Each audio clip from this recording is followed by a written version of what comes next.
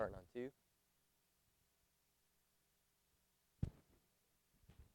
Yeah. It's going to play right there. Don't forget to cue me. Y'all didn't cue me last week.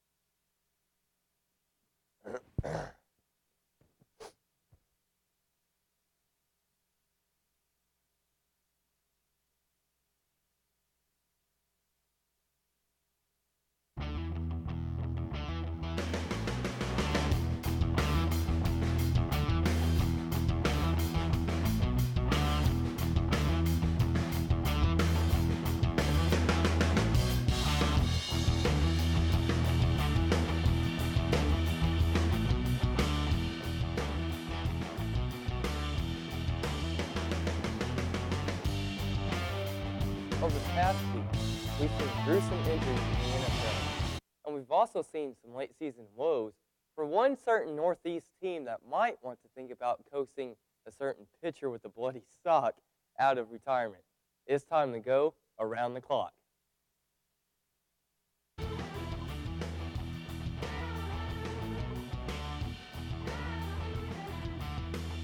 Through the first 2 weeks of this NFL season, players seem to be hitting the injured reserve list everywhere you look. Many fans, this host included, blame the all but lost offseason for the rash of debilitating injuries across the league, as players were not able to properly participate in full-scale practices. This has put numerous franchises in fear of missing the playoffs, some of which had outstanding chances before the injury bug took its first bite. As we take a look at the graphic, we see some of the most recognizable names in the league headlining the IR, like Rams wide receiver Danny Amendola and Panthers linebacker John Beeson. Beeson with a torn Achilles is out for the year, and then the Chiefs, perhaps the most hard-hit team, have lost both safety Eric Berry and running back Jamal Charles with torn ACLs. Another AFC West player, Chargers kicker Nate Kading, perhaps one of the top 5 kickers in the entire NFL, also tore his ACL on the Chargers' first play of the season, and he's also out for the year.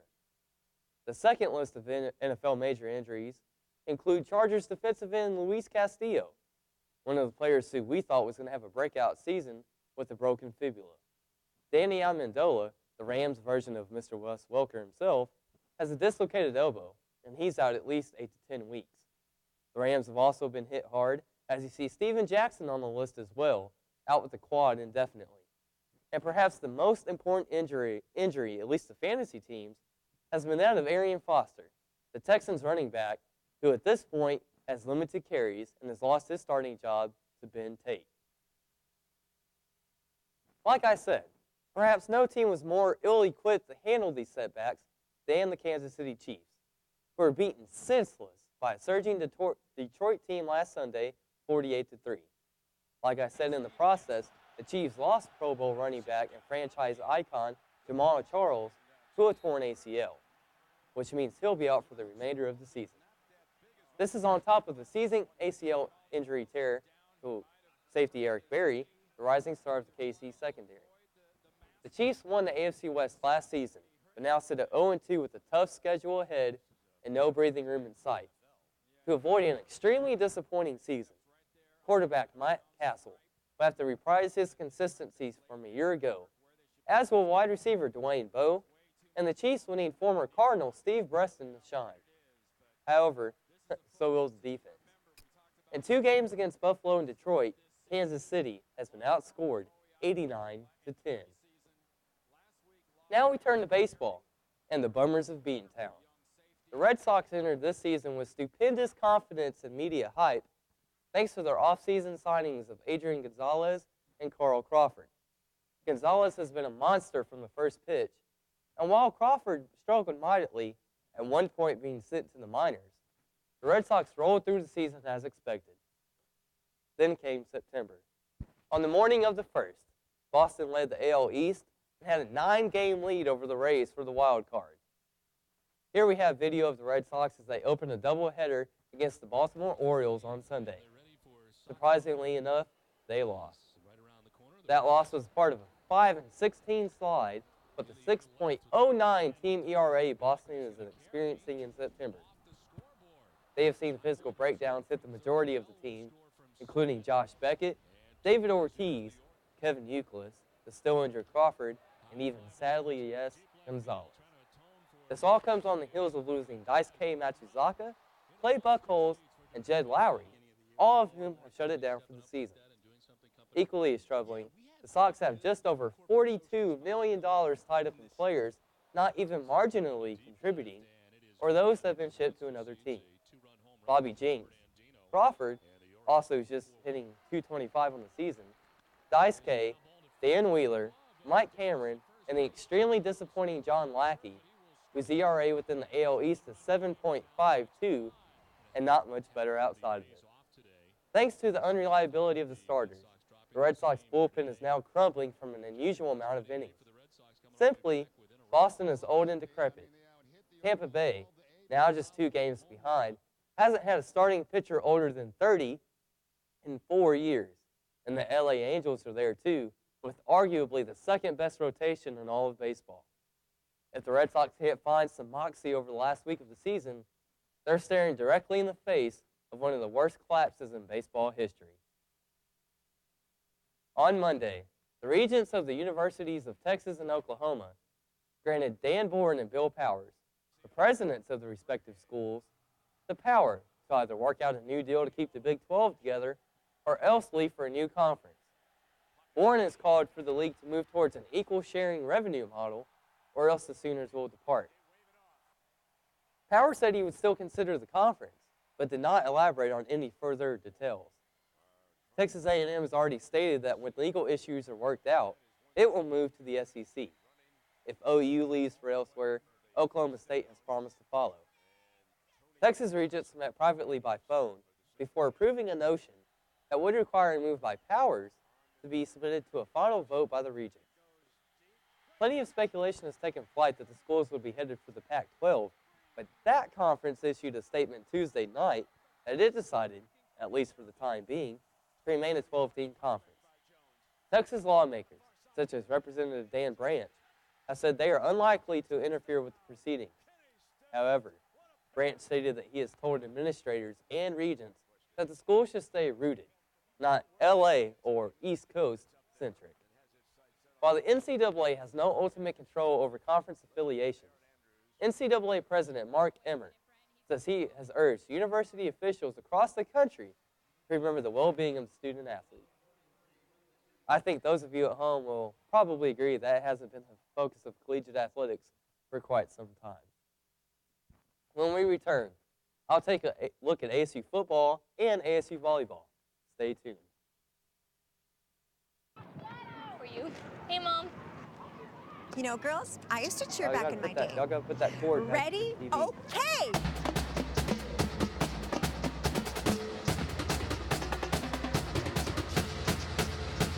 Go team! That was amazing. Mom, that was amazing. You don't have to be perfect to be a perfect parent. There are thousands of siblings in foster care who'll take you just as you are. I'm home, and I love it. I'm home, where I belong. It's always nice to come home, but many Americans are at risk of foreclosure and losing their homes. Making home affordable from the U.S. government has already helped over 1 million struggling homeowners like these. The sooner you act, the better chance we can help you. I'm home, where I belong.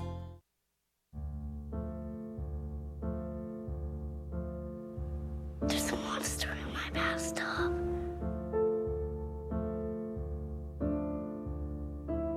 There's one on the couch. There's a monster on my bed. Keep innocent things from triggering an asthma attack. Please make the monsters go away. Learn how to stop their asthma attacks at noattacks.org.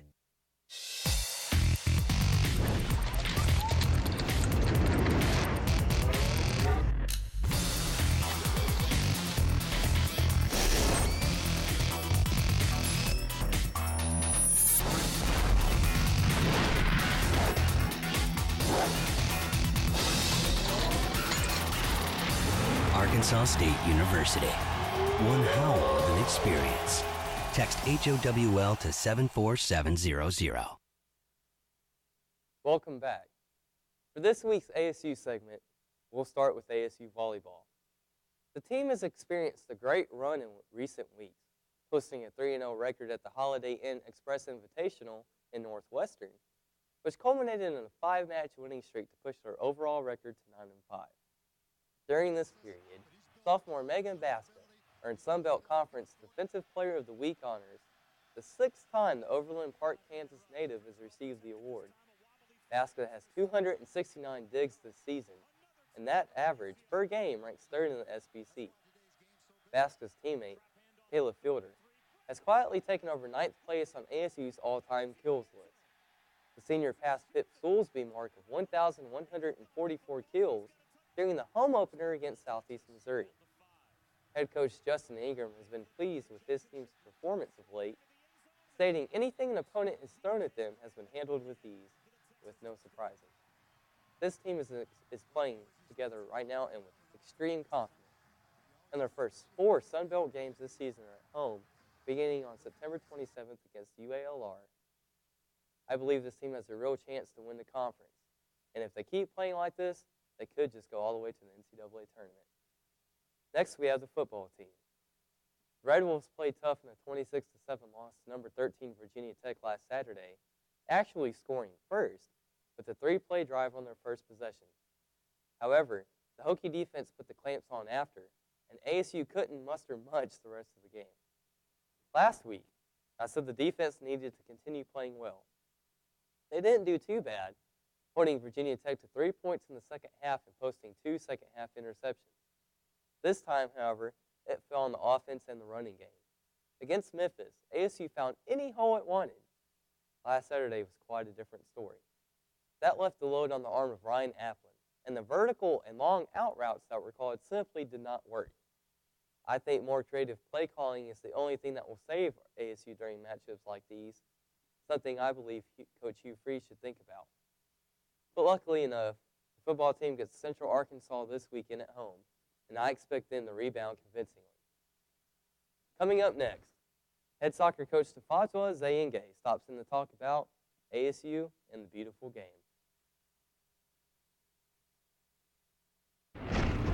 Did you buy the flashlight and the batteries?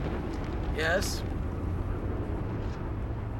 Did you make sure we're not missing anything in the first aid kit? Yup. Did you go through the plan with the kids again? Yes. The more you prepare today, the more you'll be able to reduce the devastating effects of a tornado, an earthquake, a power outage, or any other disaster. Get a kit, make a plan, be informed. Visit ready.gov. The magical thing about using energy wisely is that anyone can do it. Turn off lights. Use energy-saving light bulbs. And turn off computers and game systems when not in use. Make a change and we can really fly. Grab a grown-up and go online to energy.gov/kids. There is also a very attractive extended warranty option that includes free service and parts for the next 5 years. But there's no need for you to get that. You failed to get the test you needed at the doctor that would have detected disease early enough where it could have been treated. So you won't be around in 2 years to see him grow up, which means the warranty would be useless. Okay, sign here, please.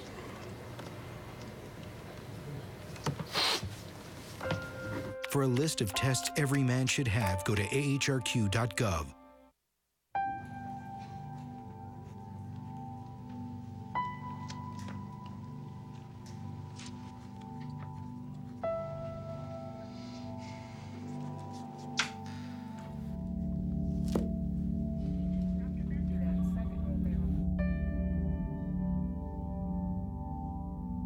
Every student needs encouragement to finish high school. Go to boostup.org to give Reagan and the students in your community the boost they need to make it through. Joining me this week is head soccer coach Tafadzwa Ziyenge. Coach, thanks for stopping by. The ASU soccer team started the season kind of with a mixed start, and we'll get to that in a minute. But first, I'm going to let Coach tell you guys about a little bit about himself so you guys can place history with a name.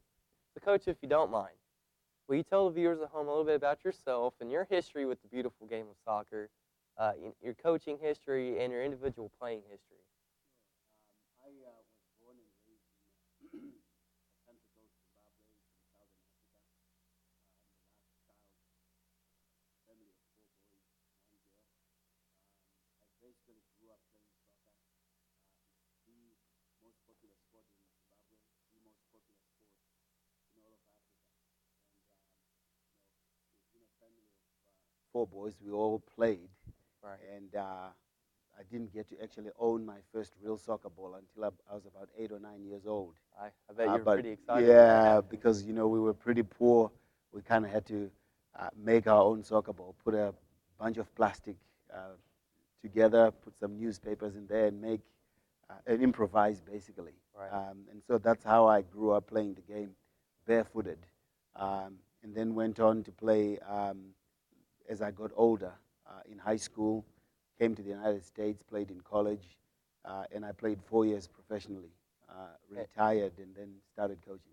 And where were those 4 professional years at? I played for a team called Nashville Metros, changed their name now. I think they're called Tennessee Rhythm.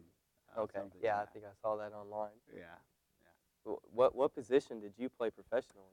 I started off playing as a forward and ended up playing as a midfielder.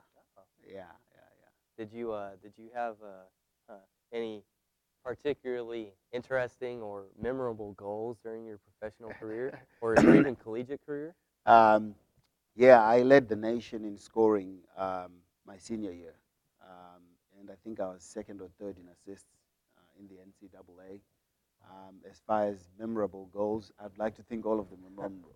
Exactly. And you went to UAB, correct? I went to UAH. UAH. Huntsville, yes. Huntsville, Yeah. not Birmingham.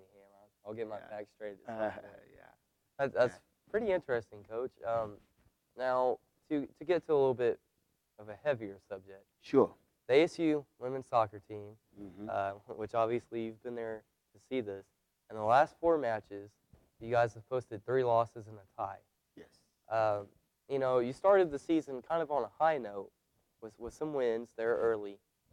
What in the last few matches here are the girls not doing on the field or regarding your game plan? What are they not executing that has led to this downturn? Well, the girls and myself, we always want to look forward and not look back. The reality is, in this beautiful game, sometimes you can have the perfect practice. Right. And 5 minutes into the game, your best player gets injured. Mm-hmm. You've got to readjust. Sometimes you could have an awesome practice, and midway through the game, some of your key players are just not in form. It's not that they're not trying. They're trying, but people lose form. Right. And over and above everything else, even in life, sometimes you will give your absolute best, but your best is just not good enough. And so with respect to these last couple of games where we haven't produced the results that we would like to produce, we see it as a learning experience. We're looking forward. We're seeing soccer is a game of mistakes. It's about trying to minimize those mistakes.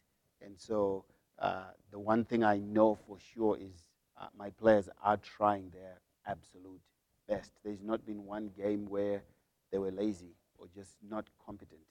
It's just that sometimes, as in life, your best is just not good enough. Well, that's a good point, and I think most recently in the game where you guys fell behind, so was it UAPB? Yes. 4-0. Yeah. And you guys rallied back for a tie with 2 extremely late goals within a minute. And that just shows you the character of these girls is they try their best all the time. I've always said this group of girls is different. It's like no other group that I've seen before. They do fight. Even when we're not producing the result we want to produce, they never stop fighting.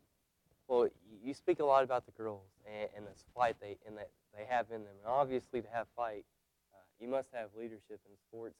And Coach, 2 of your main leaders during your time here at ASU have been Kara Nitty and Ashley McMurtry.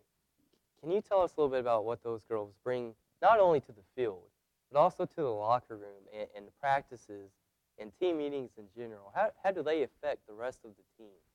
Well, both Kara and Ashley are two players that combine discipline with dedication. They work as if they're the two worst players, and yet they're nowhere near that. Over and above everything else, they're very selfless. It's not about individual glory. If you look at Ashley's statistics, Ashley doesn't score that many goals. Right. She assists. She passes a lot. If you look at Kara's statistics, Kara is not necessarily trying to get the goal herself all the time. She's trying to set up the person next to her. And that's the approach that both of these girls have off the field with the team, is they're trying to make the person next to them better. That's their main concern. And I guess they represent what the rest of my team stands for, which is we're very blue collar. We like to imagine, to think of ourselves as blue collar. We don't think we have any superstars on the team. We don't think that we necessarily rely on one or two people to carry us. We try and work together as a team. And Kara and Ashley are two people that encourage that kind of atmosphere. Over and above everything else, it's just very refreshing to be in the atmosphere of both those young girls that you've just mentioned. A professional attitude on a collegiate level. Very mature and professional attitude from both the girls. Right. Well, Coach, real quick while we still have time, you guys open conference play this weekend with both teams from Florida, FAU and FAU. Yes. What are the key matchups or the most important things that you guys need to do in order to open conference with a 2-0 record? Well, number one, and my girls realize this, is that everybody that we play is a big opponent. And number two, we don't really look at a particular player or anything like that. It's just we're more concerned with our game plan and executing our game plan against two well-coached teams. Okay, well, I hope that everybody in Jonesboro comes out to see you guys playing, and hopefully the Red Wolves will start with a 2-0 conference record after Sunday afternoon is said and done. Wouldn't that be beautiful? That would be beautiful, just like the game itself. Coach, thanks for joining me this week, and good luck to you guys Friday and Sunday. When we come back, everybody, I'm going to have the fantasy matchups that you guys need to start and look for this weekend, as well as some interesting pickups that you should add to your team. Stay tuned.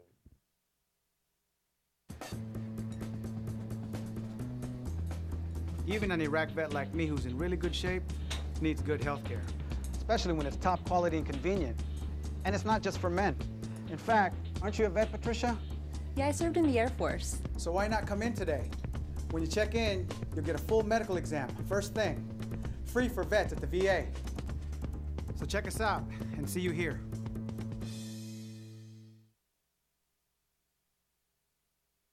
Up, college is hard. Down, those books are heavy. My sport is football, but my passion is education. Right up here. So every year, I take promising high schoolers on a college tour Lights there, darks there. to show them that higher education means a brighter future. My name is Nnamdi Asamoah. I don't just wear the shirt, I live it. Find out how you can live united for education. Give, advocate, volunteer. Go to liveunited.org. Do you wear this? Yo, check out this chef, right? Right? That's so gay. That's really gay. Dude, look at those pants. Please don't say that. What? Don't say that something is gay when you mean that something is dumb or stupid. It's insulting. It's like if I thought this pepper shaker was stupid and I said, man, this pepper shaker is so 16-year-old boy with a cheesy mustache. Just saying. When you say that's so gay, do you realize what you say? Knock it off. My name's Reggie. Just recently, my wife and I took in her sister's children. Now, we already had 4, so I went from becoming a family man to a man with a bigger family. Now, you can't eat love, so I don't know how I'm gonna feed them tonight. How was that, Rich? I think I look more like Denzel. That's cold, man. Play a role in ending hunger. Visit feedingamerica.org/hunger and find your local food bank.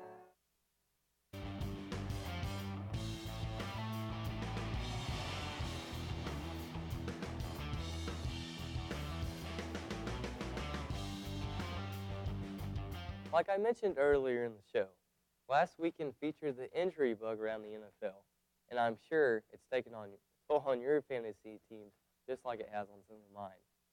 This week, I have the regulars you should start and some pickups you just might want to grab off the waiver wire before Sunday morning. Let's take a look. The starters this week at quarterback, Tom Brady and Cam Newton are on the roll. They've got some of the best aerial yardages in the NFL so far this season, and at this point, until we say otherwise, they are must-starts. Kevin Cobb, Aaron Rodgers, Phillip Rivers, and Drew Brees all have favorable matchups against defenses that are questionable, and they should look to get you a lot of points. At running back, Maurice Jones-Drew, Peyton Hillis, always a lot of carries, always the potential for touchdowns. Tim Hightower. Now, you might find on some websites such as Sports Illustrated that they don't think that Hightower is an option this week. But against a Cowboys team that's given up a lot of points so far, and with the Redskins' offensive line picking up a good blocking scheme, Hightower can make a difference.